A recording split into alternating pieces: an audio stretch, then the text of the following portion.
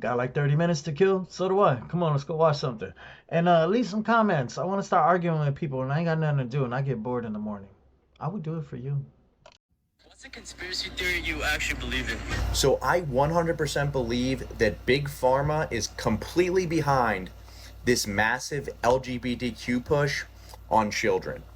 So before people come at me, let me just make something very clear. I'm all for acceptance. I believe love is love. Do whatever gives you dopamine, whatever makes you happy.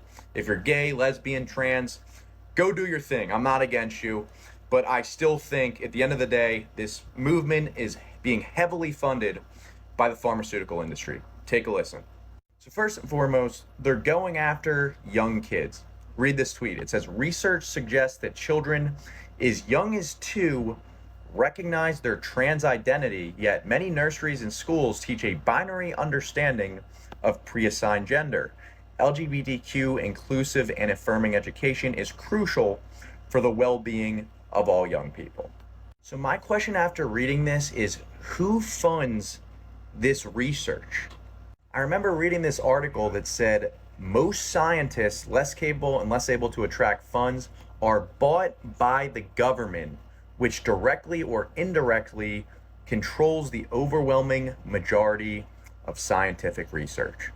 So we know that pretty much anyone can be bought. We know scientists can be bought, and this meme is also true. It's just as easy to buy a scientist as it is to buy a politician. So now let's think for a second. Who has all the money in the world to buy out politicians and buy out scientists? Big Pharma. All right, so now back to my original point. Why do I believe that Big Pharma is behind this LGBTQ push on children? Here's why. So according to the NIH, studies shown that the sexual minority individuals, aka LGBTQ, are at a significantly greater risk of mood, anxiety, and substance use disorders, and are more likely to seek treatment for those disorders than heterosexuals. So according to the Anxiety and Depression Association, somewhere between 30 and 60% of the LGBTQ deal with anxiety and depression at some point, and that rate is 1.5 to 2.5 times higher than those of their straight counterparts. So in other words, that's 1.5 to 2.5 times more pills that they can push. And according to Healthline, people who identify as gay or lesbian are more than twice as likely as those who are heterosexual to have a severe alcohol and tobacco use disorder. People who are bisexual are 3 times as likely to have a substance use disorder. And those who are unsure of how to identify are 5 times as likely to have a substance use disorder than heterosexual people. So I always say, follow the money. Big Pharma loves every second of this LGBTQ push, especially on little kids. And why wouldn't they push this movement as acceptance when really they're just trying to make more money? I mean, it genuinely does make sense that that's what they're going after. If you consider the numbers, the majority, unfortunately, and I'm not saying this with any pride or happiness in my voice, um, they do seem to have a lot of mental issues, problems, whatever you want to call it. And I mean, you market to what you can make money on. I mean, you sell candy to fat kids. That's just how it goes. It sounds horrible, but there might be something there. You want a clear sign society is collapsing? My wife and I have been living in our car for 50 days now. Hey, I'm homeless. I live in my car. I don't pay any rent. I live in my car. I live in my 2006 Honda Accord. Single minimum wage workers are now living in cars, tents, and mobile homes. Today, in the so-called wealthy Western world, people aren't buying homes. They're not even renting. They're sleeping in their cars. They're living in their vans and their tents pitched behind department stores. All because of the price of simply existing. And these aren't the jobless or the lazy. Many of them work full time. In a camper van in central London, we're working full time. Both had work today, so we got up and started our morning routine. They're doing everything right by society's standards, but still can't afford a roof. Because when rent takes up 60 to 80% of your paycheck, and when groceries and fuel prices rise beyond control, you're forced to move to the only affordable options you have, like a car, a van, or a tent. In Los Angeles, whole streets are lined with RVs. In Australia, families live in vans by the beach because rent is impossible there. In the UK, van dwellers are the new normal, hiding from council fines and moving around. It's just something they have to do. And in cities everywhere, there's a sort of silent migration. People are trading bedrooms for back seats. The problem here is they told us that if we worked hard enough, we'd own a home. That was the dream, wasn't it? The foundation of a good life. But somewhere along the line, the dream was sold to the highest bidder. The system that promised stability failed us all. Investors buy 10 homes while entire generations can't afford one. Leaders talk about housing affordability like it's some mystery, but it's not. We built economies on debt, greed, and profit, and now people are paying for it with their dignity. Home ownership used to be the dream. Now, just having a home, any home, is becoming a privilege. What we thought was the land of opportunity in the West is a castle made of... I live in Southern California, and we have more than half of all the homeless in America here. Everywhere I go, especially in my area, they're all outside everywhere. And it's not horrible in the sense that a lot of them are just in a bad situation. I mean, I can't blame you if people can't pay rent and feed themselves. What are you supposed to do? If you want to live in your van, I'm definitely not going to bother you. But the unfortunate part is the mess. When people just start living out of their trailers, whatever you want to call it, and they don't care, they don't clean up, they don't do anything. I mean, it's different when you care about the area, but if you have no investment on it and all these people are dirty around you anyway, you're just going to start throwing stuff too. That's what worries me about the people that are coming in the country. If you don't assimilate and you just start making a mess from where you came from, bringing it with you, now we have a mess here. And America's beautiful. I love my country and I hate to see it happen. When we say America first, we need to put our people first. If we stop donating to everybody else just for a little while, just not forever, but just to take care of ourselves for a while, we'd be a better off country for it. This whole Stephen Hawking's being on the list reminds me of a conspiracy I heard. That Stephen Hawking wasn't even actually a real person, but a character. So before he had a robot talking for him, he had a translator. Stephen, when did you first realize you wanted to be a physicist?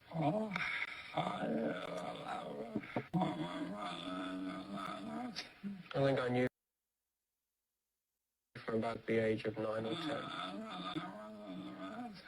that I wanted to be a scientist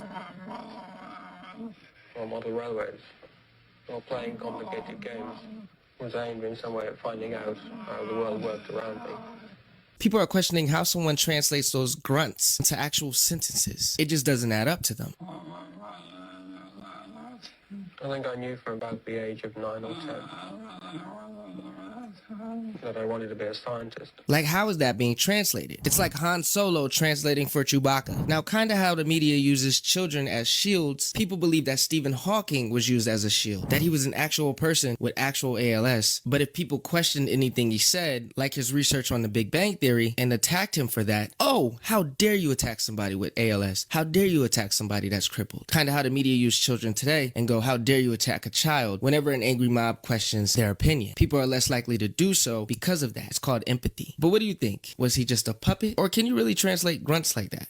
Okay, I will say a couple of those words he did say, but come on, he added so much. If I say ah, rah, rah, rah, that doesn't mean la, la, la, la, la, la, la, la, la, la, la. He made up a lot of that stuff. I mean, it was like he was getting paid by the word.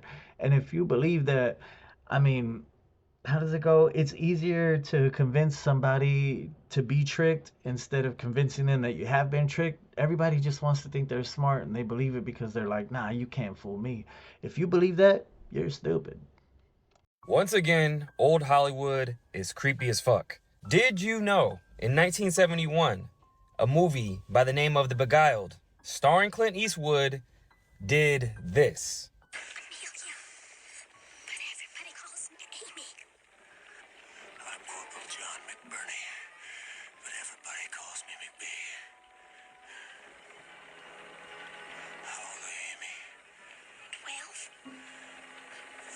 In September. Bro, what? So you mean to tell me everybody on the set, the directors, the producers, writers, everybody thought... Apparently the actress was 11 when she filmed that. I don't want to say much because that was disgusting as it was. I mean, you do with that what you will. That's nasty.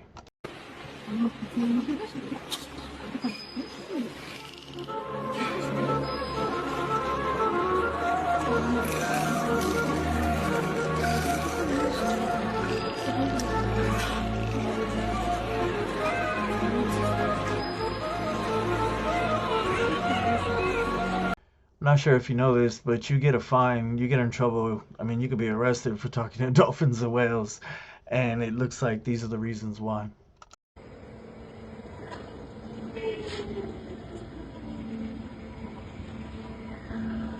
Well, that one's just cutting everybody off.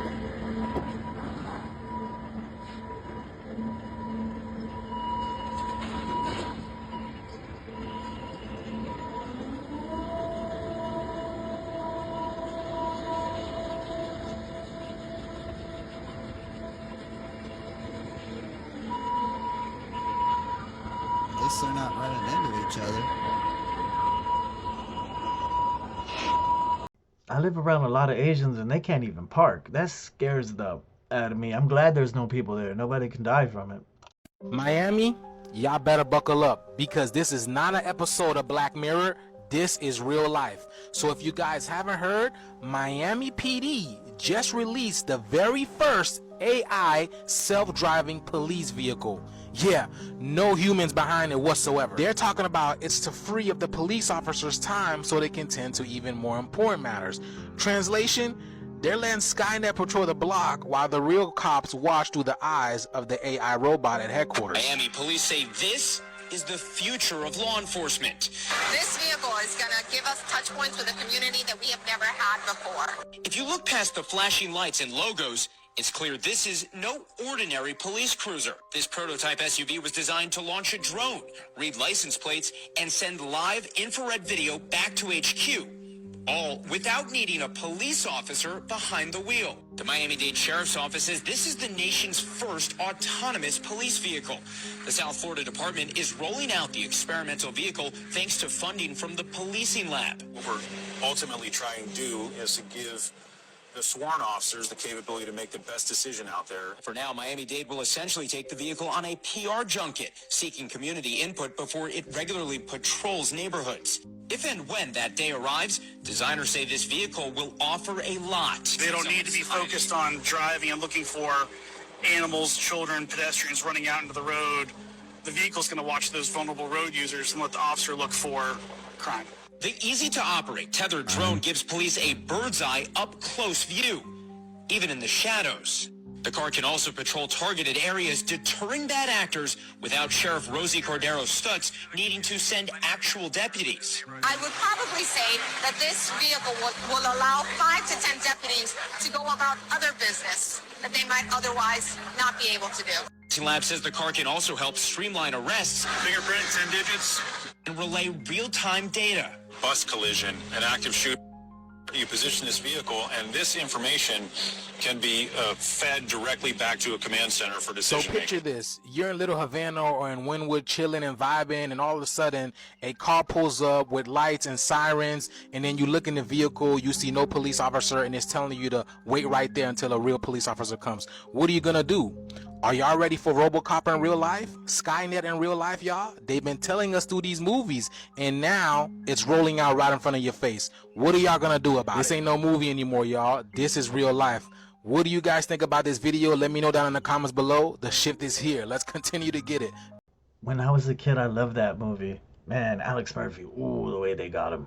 Dang, they got him bad. He was nothing but a skull at the end of that. Anyway.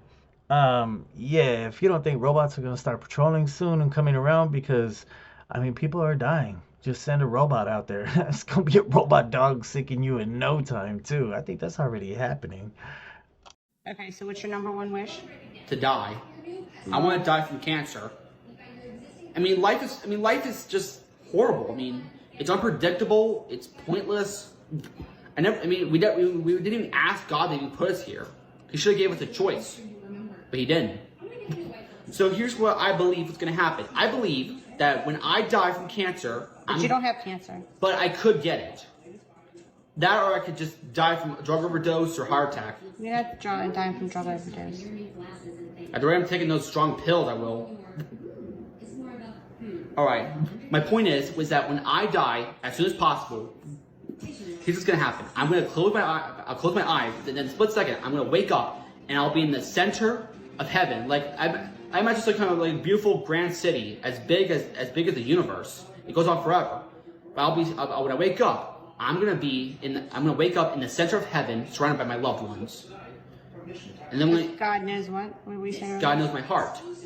So he's not gonna go through that whole procedure where I have to choose a side or something, or I have to go wait for a gate to open up. I'm just gonna wake up in the middle of heaven, and I want to be with my family. Because, well, I miss them, and, like, life is pointless. So what's the point? So my point is that my greatest dream of all is to die. We love you, and we want you here with us. You don't get it. I don't like living on Earth. I mean, it's bad out here. There's murder, crime, but heaven is supposed to be eternal peace and something. Have all your dreams come true. Be with your family for eternity. My point is that my greatest dream of all is to die as soon as possible. We would miss you very much. That's a price to pay. I love you. I love you too. If he did that because whoever he was talking to had cancer, that's incredibly sad, and I'm proud of him for doing that.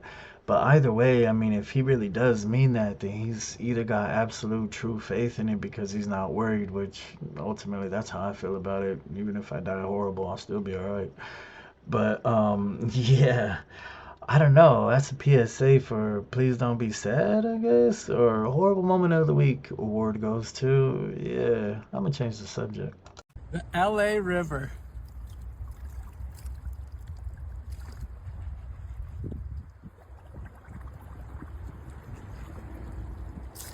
I love it. If it's good enough for the ducks, it is good enough for me. I am not afraid of this. This is life. Water is life, and I have an incredible amount of respect for all water, including this water. I'm getting in. I grew up by the LA River, and people would defecate in it, bathe in it, pee in it, do everything in it. I'd actually see people wash their clothes in it too. That's weird. But yeah,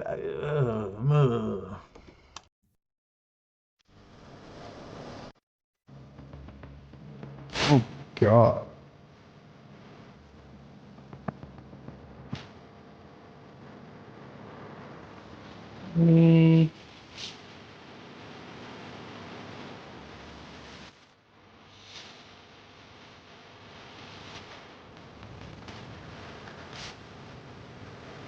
Oh, I just noticed this guy down here. I didn't even see him.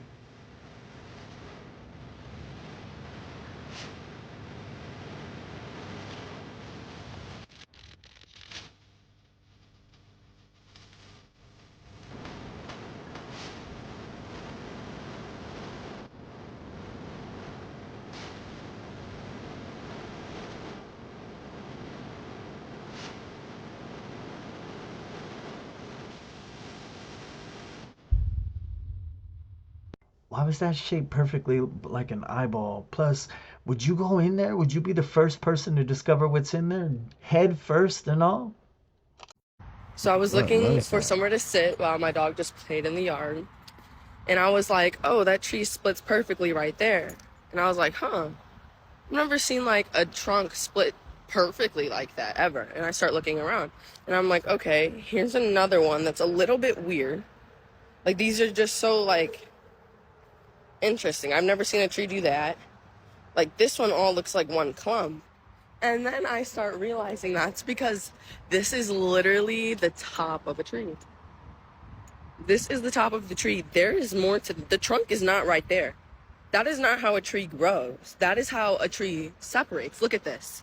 That's what you think you're looking at. That's not what that is. That is two split. That is the top of a tree. It ends right here. This is the end of it. I'm telling you. This is one tree that goes all the way down. And then look. That's exactly what they look like.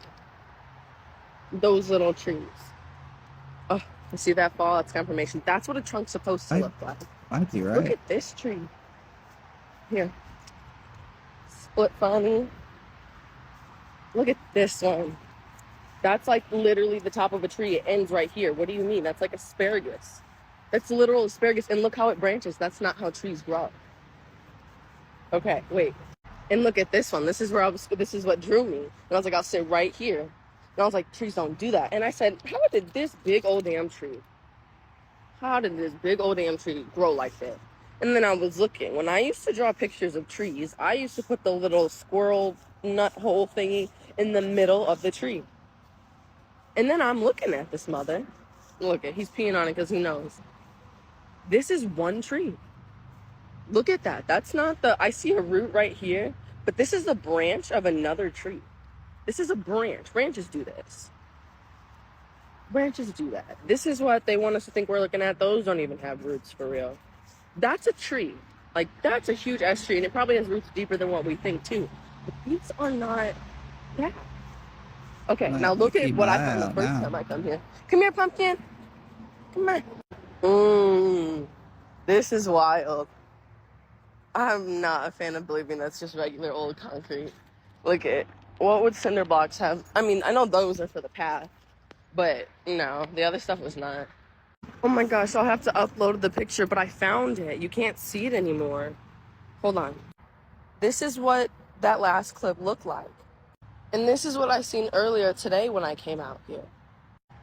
It's so wild, and I'm not saying nothing is a fact, nothing is incorrect. I'm just saying I know what energy feels like, and I know when spirit's chatting, okay? I put that in so you could just scream at your TV as loud as you want. Were you screaming at it too? Because, yeah, some people are just stupid. Or actually, it's a real bad conspiracy. You see, the trees, they're really low under the ground, and if you get down in there, they're giving oxygen to the ant people that are down there. Don't tell anybody else, but you need to dig 10 feet down, okay? Is that a red shoe on Ariana Grande's back? Why don't you have a red shoe on? You know, speaking of red shoes, why is it that all these prominent figures seem to like these red shoes so much? I mean, everybody from, what's his name, Ronald McDonald, to good old Tony Podesta and all his friends, they've all got on these little red shoes. Red shoes. What is so important about these red shoes, man? I mean, look, it's always the elite, even in movies. The man with one red shoe. Tom Hanks. Also, speaking of Tom Hanks, and speaking of Tom Hanks, man, y'all remember one of the last tweet? Look, check out his tweet right here. Historic Route 66. Roadkill? I hope not. Hanks. Now, he would always go around taking pictures, right, of all these little items that had gone missing. Kid's sock, washed ashore, lost ashore, and he tells where it's at. So that's just kind of strange to me. Here's another one. Let this be the final lost pacifier of 2019. See, as I was reading it, I was kind of like, because, dude, it just, that kind of stuff, man, do you not feel kind of weird seeing this right here? Eerie. Be honest with yourself on that one. I put this on here because a few episodes back, I had talked about Cappy, and I was trying to remember the tweet that he put up. That was it. When Cappy died, that's what he wrote. So basically, he was saying somebody go pick up that trash. But Cappy had been talking about him a lot, saying the stuff that he was doing. I mean, if you want to look into the red shoes and the reason why he starred in that movie, yeah, I wouldn't watch his movies or back his stuff and give him money, but that's up to you. I mean, free will. Holy it's stuck. Is the scalp still there? Open it up. Oh, what is that? I think it's the hair roots. What is that? It's like a nest. It is a nest. Hold on, hold it. Oh, good God. Something made its... Look. Those are maggots. What the That's why they like that. Like, this is like... What is it? What does it feel like? Crunchy. Describe it. What is that? There's a nest of bugs. They're nests. There's bugs inside. Look at them inside. Look on my hand. Crack one open. No, you know what this is? These are flesh-eating bugs. That is a nest. See? It's a nest of maggots.